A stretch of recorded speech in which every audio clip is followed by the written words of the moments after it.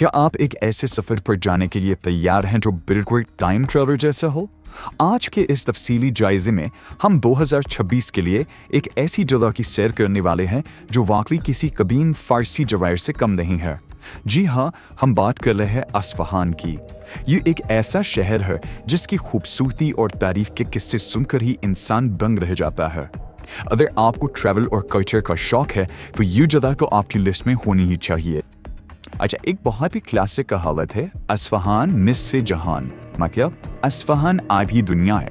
जरा सोचिए, ये कितना बड़ा दावा है ना। सदियों से ये जूला लोगों को ये बता रहा है कि भाई अगर आपने अस्फहान देखी है तो समझे आपने दुनिया की आधी खूबसूरती देखी। ये सिर्फ कोई हवा में तीर नहीं है, बल्कि यहाँ की शानदार सकाफत और फन तामीर का बिल्कुल निचोड़ है। इस इलाके की तारीख वाकई आपको हैरान कर देगी। जरा इस टाइमलाइन पर गौर करें। बात 539 कबल मसीह की है, जब साइरस आजम ने यहूदियों को यहाँ आबाद होने की इजाज़त दी। इसके बाद सीधा 1598 में चलते हैं, जब शाह अब्बास अव्वल ने इसे अपनी सफरी सल्तनत का दारुल हुकूमत बना डाला। और फिर 1606 में वो शानदार वांग कैथेड्रल बना, जिसने शहर के रंगों में मजीद इजाफा कर दिया। मतलब हिस्ट्री का एक पूरा पैकेज है यहाँ। और अब जरा इफ नंबर को देखें, 6 लाख। हैरत की बात यह है कि 1600 की दहाई में इस शहर की इतनी आबादी थी। उस वक्त के हिसाब से ये वाकई एक मेगा सिटी था, सिल्क रोड का एक ऐसा बैनुल अक़वामी मरकज जहां हर तरफ गहमा गहमी थी। जब दुनिया के बाकी बड़े शहर अभी बस बने रहे थे, ये शहर अपने उरूज पर था।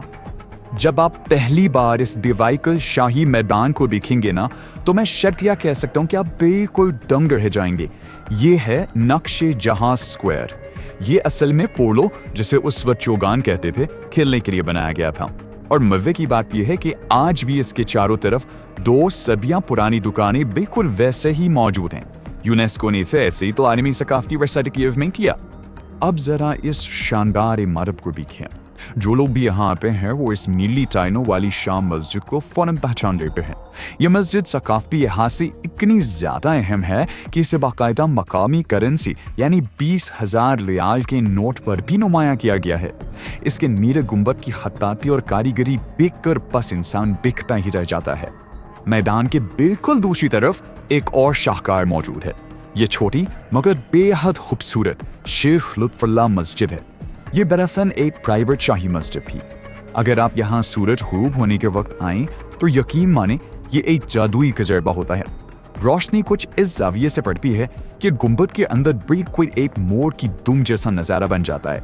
एकदम परफेक्ट ऑप्टिकल इल्यूजन। एक तरफ आपको रिवायती लिबास नजर आएगा, जैसे शहर में कागे अब्बाए और करीबी गांव वर्जाना में सफेद चादरें, लेकिन दूसरी तरफ अस्फहान की जदीद खवातीन और आजकल के नौजवान तेजी से रोजमर्रा की पैंट शर्ट अपना रहे हैं।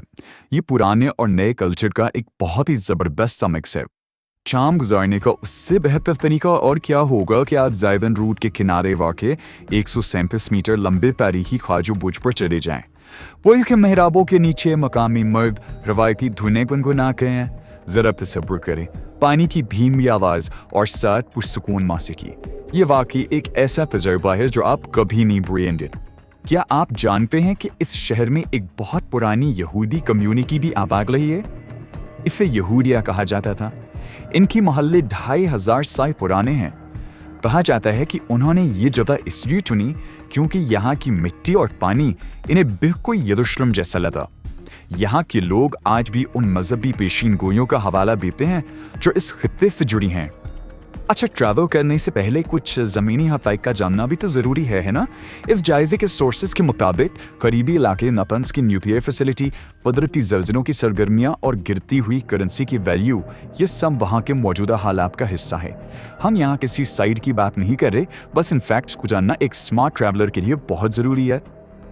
लॉजिस्टिक्स की बात करें तो एक बहुत ही इंपॉर्टेंट टिप है, अपनी इंटरनेशनल ATM या बैंक कार्ड्स पर भरोसा ना करें, क्योंकि वो वहाँ काम नहीं करेंगे। आपको अपना सारा बजट गैर मुल्की नकद रकम यानी कैश की सूरत में साथ लाना होगा। और शहर में घूमने के लिए लोकल ट्रांसपोर्ट जैसे बस 91 या अस्फहान कार्ड का इस्तेमाल करें। यह सबसे बेस्ट और आसान तरीका है। वेदर की बात करें तो टाइमिंग इज एवरीथिंग। बाहर या फजा का मौसम सबसे परफेक्ट रहता है जब टेम्परेचर 20 से 25 डिग्री के आसपास होता है। गर्मियों में शदीद गर्मी और सर्दियों में तलाके की बर्फबारी होती है, तो इन एक्सट्रीम मौसमों से बचकर ही आप शहर को बेहतरीन अंदाज में एंजॉय कर सकते हैं। सेफ्टी के लिहाज से देखा जाए तो यहाँ क्राइम रेट वाकई बहुत कम है, लेकिन फिर भी सोर्सेज यही मशवरा देते हैं कि किसी भी किस्म के पॉलिटिकल मुजाहिरों वगैरह से फासला रखें। इसके बजाय अपना सारा फोकस इस कमाल की मकामी मेहमान नवाजी पर रखें, जिसके लिए अस्फहान के लोग पूरी दुनिया में जाने जाते हैं। लोग इतने अच्छे हैं कि आपको बिल्कुल अपनाइयत का एहसास होगा।